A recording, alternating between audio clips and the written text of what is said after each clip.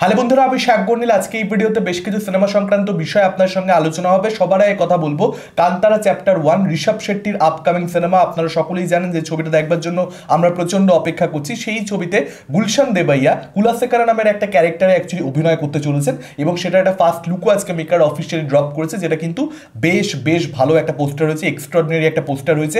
মানে লুকটার কথা যদি বলি, একটা রয়্যাল লুক এখানে দেওয়া হয়েছে গুলশান দেবাইয়াকে, যেটা আমার দেখে মনে হলো যে বেসিক্যালি এটা একটা কিং এর ক্যারেক্টার হবে, একটা রাজার ক্যারেক্টার দেওয়া হবে।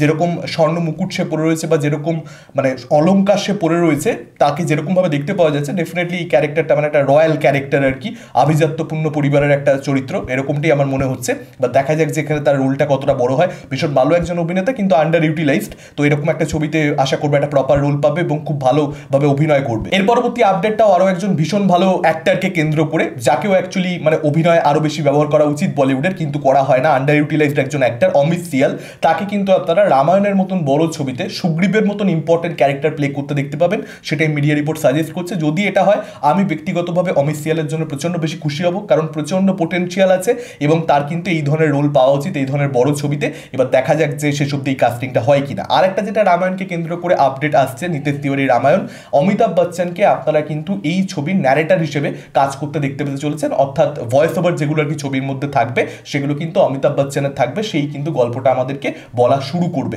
সেরকমটাই জানতে পারা যাচ্ছে। বা দেখা যাক সেটা শেষ অব্দি হয় কিনা। এবং জটায়ুর ভয়েসও কিন্তু অমিতাভ বচ্চনই দেবেন এবং জটায়ুকে এখানে অ্যাডভান্সড ভিএফএক্স দিয়ে তৈরি করা হবে, ডিজাইন করা হবে, সেটাও আপডেট আসছে। এবার দেখা যাক এগুলোর মধ্যে কোনটা সত্যি হয় না হয়। অমিতাভ বচ্চনের সঙ্গে মেকাররা আলোচনা করছে, দেখা যাক সত্যি ফাইনালাইজড হয় কিনা। আমার মনে হয় না যে অমিতাভ বচ্চন এই অফারটা রিজেক্ট করে দেবে বলে সে যুক্ত হবে। এর পরবর্তী আপডেটটা সঞ্জয় লীলা বানসালি লাভ অ্যান্ড ওয়ারকে কেন্দ্র করে রণবীর ভিকি আলিয়ার কোলাবোরেশন। এই ছবিটার সম্পর্কে যেটা আপডেট, মধ্যপ্রদেশের একটা 15 দিনের শিডিউল রয়েছে, সেটার কাজ একবার কমপ্লিট হয়ে গেলে সেই শিডিউলটা কমপ্লিট করে মেকাররা ইউরোপের যে শিডিউলটা রয়েছে অক্টোবরে সেটাকে কমপ্লিট করবে, এরকমটা জানতে পারা যাচ্ছে। স্পেসিফিক্যালি বললে অ্যাকচুয়ালি ইতালিতে রেকি চলছে, রোমে রেকি চলছে এবং সেখানেই শ্যুট করা হবে এবং ইউরোপের বিভিন্ন আরও জায়গাতে লোকেশন নির্বাচন করা হচ্ছে, সেখানে শ্যুট করা হবে। তো বহু বছর বাদে হাম দিল দে চুকে সালাম ছবির পরবর্তীতে ইউরোপে একটা ছবি শুটিং করতে সঞ্জয় লীলা বানসালি যাচ্ছেন, সেটাই আপাতত আপডেট।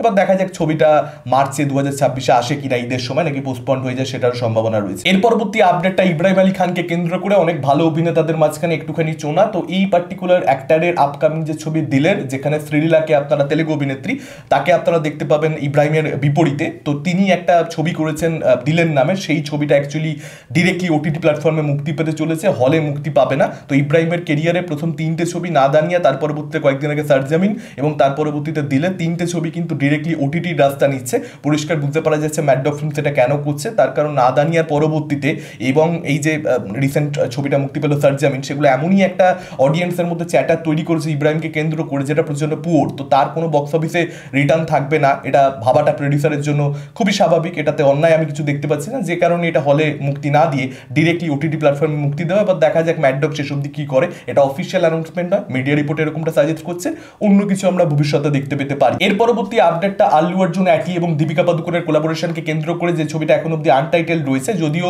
অ্যানাউন্সমেন্ট ভিডিওগুলো প্রচন্ড ইন্টারেস্টিং ছিল, খুবই প্রশংসিত হয়েছে দর্শক মহলে। তো এই ছবিটার ব্যাপারে যেটা আপডেট, দীপিকা পাদুকোন 100 দিন এই ছবিটা শুটিংয়ের জন্য অ্যালট করেছে এবং নভেম্বর মাস থেকে সে অলরেডি ট্রেনিং শুরু করে দিয়েছে, প্রিপারেশন নেওয়া এই ছবিটার জন্য। কারণ এখানে কিন্তু তার ক্যারেক্টারটা চ্যালেঞ্জিং হবে, যথেষ্ট অ্যাকশন তাই করতে দেখতে পাওয়া যাবে। তার অ্যানাউন্সমেন্ট টিজারই সেটা একেবারে পরিষ্কার ছিল, ক্যারেক্টার ইন্ট্রোডাকশন যে টিজারটা বা গ্লিমসটা আপনারা বলতে পারেন।